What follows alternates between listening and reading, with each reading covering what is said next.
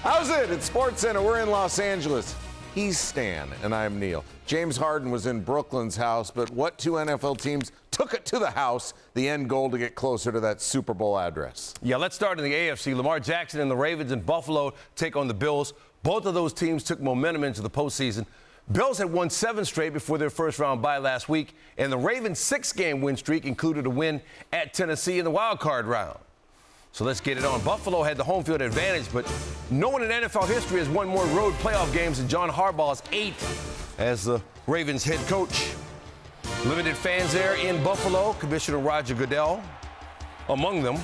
Dual-threat quarterbacks Lamar Jackson, Josh Allen, both first-rounders in 2018, meeting for the second time in their careers. Not the best start for Jackson and the Ravens. Jackson blitzed a lot. Here, Levi Wallace gets home and sacks him. Got sacked 3 times. Later on in the drive, Ravens forced to kick a field goal. You saw the wind blowing there. Justin Tucker, 41-yard field goal attempt, 11 for 11 on field goals inside 50 yards in his playoff career. Ravens down 3-0 heading into the second quarter. And Tucker's like, did I just miss that? Early second quarter, Tucker comes out for another field goal attempt for 46 yards. This time he pulls it wide right, and the Ravens miss out on another scoring opportunity. First game, Tucker's missed multiple field goals inside 50 yards. He would end up making a field goal later in the quarter. Tied 3-3 heading into the third quarter. Early third, Allen and the Bills offense trying to come alive, going to his main man, Stephon Diggs. Allen, 23 of 37, 206 yards. Diggs, 8 catches for 106 yards. Later in the drive, Allen to Devin Singletary for 12 yards. Bills had just 6 yards rushing in the first half. They didn't even bother trying in the first half running the ball. Finished with 26 yards on the opening drive of the second half. Later, Allen to Diggs. Diggs with a receiving touchdown in consecutive playoff games. First Bills player to do that since Thurman Thomas back in the 90s. It's 10-3 Buffalo. Under a minute to go in the third. It's 3rd and goal for the Ravens. Jackson doesn't see the defender underneath. It's Taron Johnson. He's got it and knows what to do with it.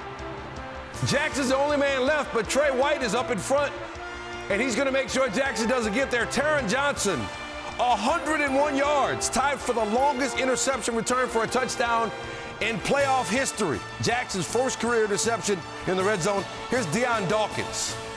Man, honestly, when the play happened, I didn't know what was going on. I seen the pick, then he kind of slowed down, and then he just took off. Nobody knew what was going on. That all we see is the last name Johnson running down the field. I'm like, what the? I'm like, hey, let's go. And everybody was jumping, and I could barely see. And I'm trying to see, and it's just like, man, look. Maybe in the middle of the play, I felt like it was a big play. You know what I'm saying? Just having the opportunity to take it all the way back, like I feel like that's what made it more than just an interception. And then it got worse for the Ravens. Bad snap for Jackson. He has to just throw it away. It's intentional grounding, but more importantly, Jackson is on the ground. He would leave the game and be checked out for a concussion. He ran it 9 times for 34 yards, threw for 162 through the air. Not a good night overall for Jackson. It ends with him leaving the field. In comes the backup, Tyler Huntley, brought up from the practice squad, the rookie, undrafted free agent from Utah, and he's got Marquise Brown, but he overthrows him. Wind might have been a factor there. Huntley can't believe he missed a wide-open throw.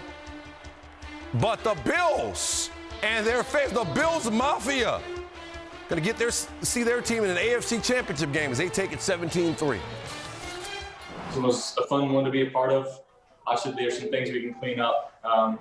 But at the end of the day, it's the playoffs. You win or you go home. And our team found a way. Our defense stepped up. Taron Johnson, the play just changed the game. Unbelievable.